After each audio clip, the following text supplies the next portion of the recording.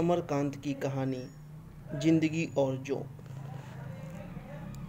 मोहल्ले में जिस दिन उसका आगमन हुआ, सवेरे तरकारी लाने के लिए बाजार जाते समय मैंने उसको देखा था।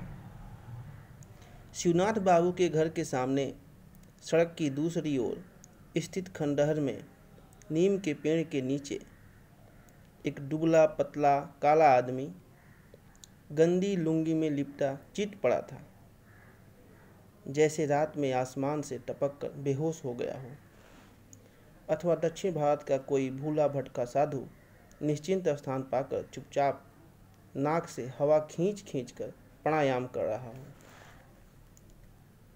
फिर मैंने शायद एक दो बार और फिर उसको कठपुतले की भांति डोल डोल कर सड़क को पार करते या मोहल्ले के एक दो मकानों के सामने चक्कर लगाते या बैठकर हाँफते हुए देखा। इसके अलावा मैं उसके बारे में उस समय तक कुछ नहीं जानता था। रात के लगभग 10 बजे खाने के बाद बाहर आ लेटा था। चैत का महीना, हवा तेज चल रही थी।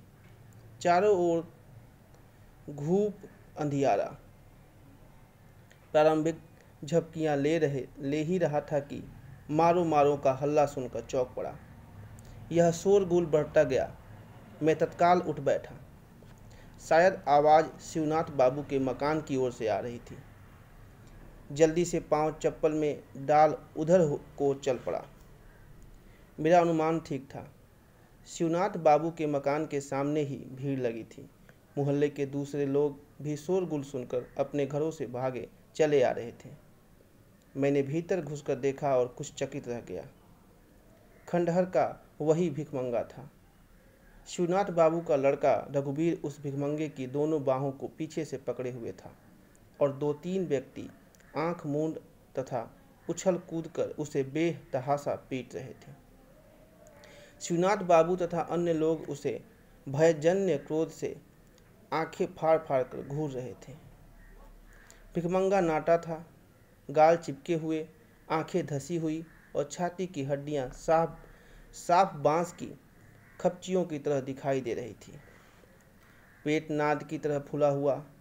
मार पड़ने पर वह बेतहाशा चिल्ला रहा था, मैं बरई हूँ, बरई हूँ, बरई हूँ। साला छटा हुआ चोर है साहब। शिवनाथ बाबू मेरे पास सड़क आए थे, पर यह हमारा आपका दोष है कि आदमी नहीं पहचानते। गरीबों को देखकर हमारा आपका दिल पसीज जाता है और मौका बेमौका खुद्दी चुन्नी साग सत्तू दे ही दिया जाता है। आपने तो इसको देखा ही होगा। मालूम होता था महीनों से खाना नहीं मिला है, पर कौन जानता था कि साला ऐसा निकलेगा, हरामी का पिल्ला। फिर भिखमंगे की ओर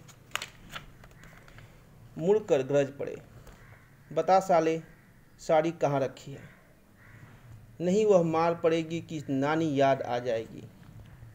उनका गला जोर से चिल्लाने के कारण किंचित बैठ गया था, इसलिए संभवतः थक कर वह चुप हो गए।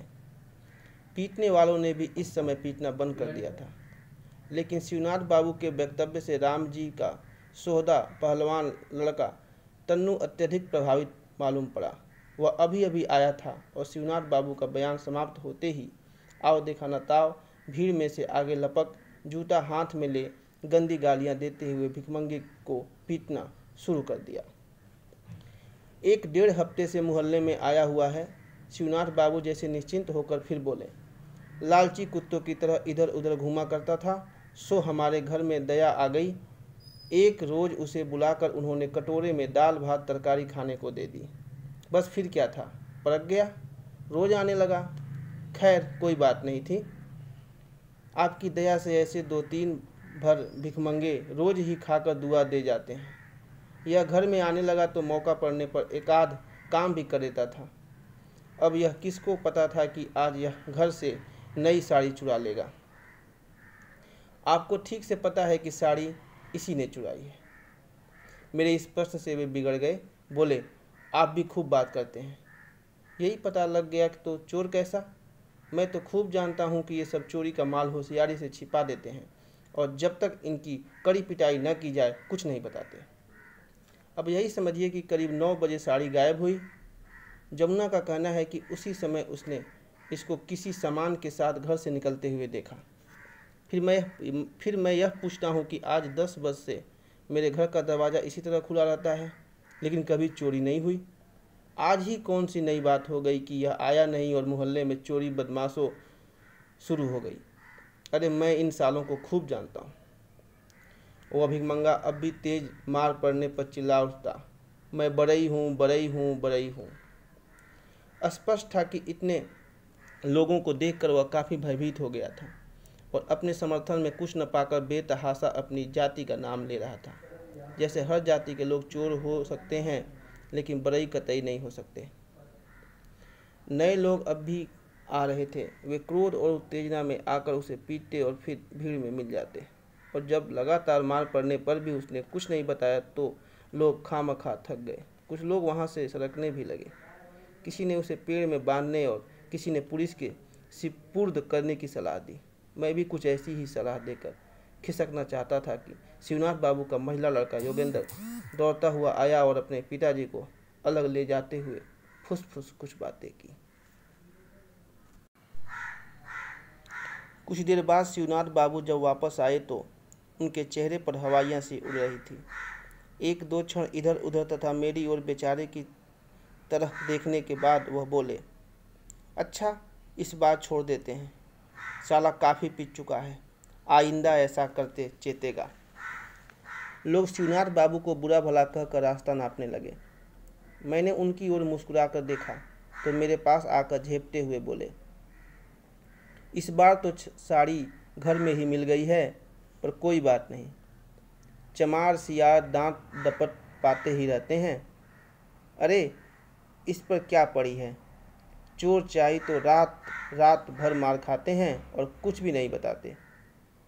फिर बाईं आंख को खूबी से दबाते हुए दांत खोलकर हंस पड़े। चलिए साहब, नीच और नींबू को दबाने से ही रस निकलता है।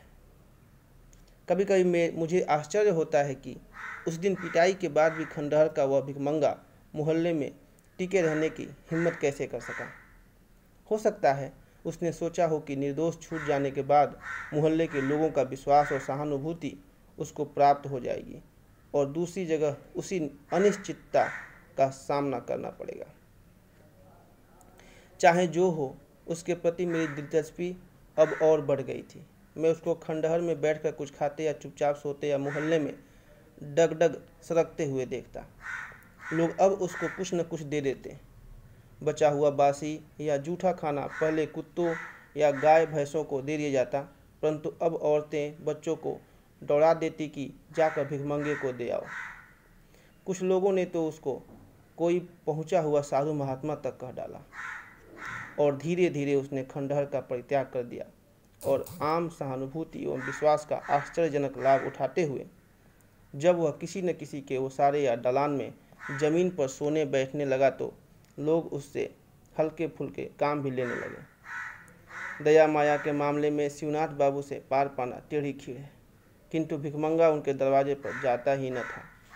लेकिन एक दिन उन्होंने किसी शुभ मुहूर्त में उसे सड़क से गुजरते समय संकेत से अपने पास बुलाया और तिरछी नज़र से देखते हुए मुस्कुरा कर बोले, देख बे, तूने चाहे जो भी किया, हमसे जो यह सब नहीं देखा जाता।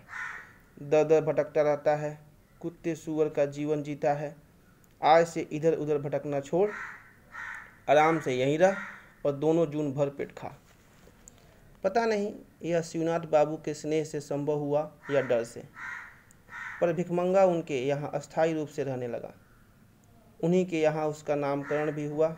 उसका नाम गोपाल था, लेकिन शिवनाथ बाबू के दादा का नाम गोपाल सिंह था, इसीलिए घर की औरतों की जबान से वह नाम उतरता ही न था। उन्होंने उसको रजुआ कहना आरंभ किया और धीरे धीरे यही नाम सारे मोहल्ले में प्रसिद्ध हो गया। किंतु रजुआ के भाग्य में बहुत दिनों तक शिवनाथ बाबू के यहाँ टिकना न लिखा था। बात यह है कि मोहल्ले के लोगों को यह कतई पसंद न था कि केवल दोनों जून भोजन कर रजुआ शिवनाथ बाबू की सेवा करे। जब भगवान ने उनके बीच एक नौकर भेज ही दिया था तो उस पर उनका भी उतना ही अधिकार था और उन्होंने मौका देखकर उसको अपनी सेवा करने का अवसर देना आरंभ कर दिया। वह शिवनाथ बाबू के किसी काम से जाता तो रास्ते में कोई न कोई उसको पैसे देकर किसी काम की फरमाइश कर देता, और यदि वह आनाकानी करता तो संबंधित व्यक्ति बिगड़ कर कहता, साला तू शिवनाथ का गुलाम है, वह क्या कर सकते हैं, मेरे यहाँ बैठ कर खाया कर, वह क्या खिलाएंगे, बासी भात ही तो देते होंगे।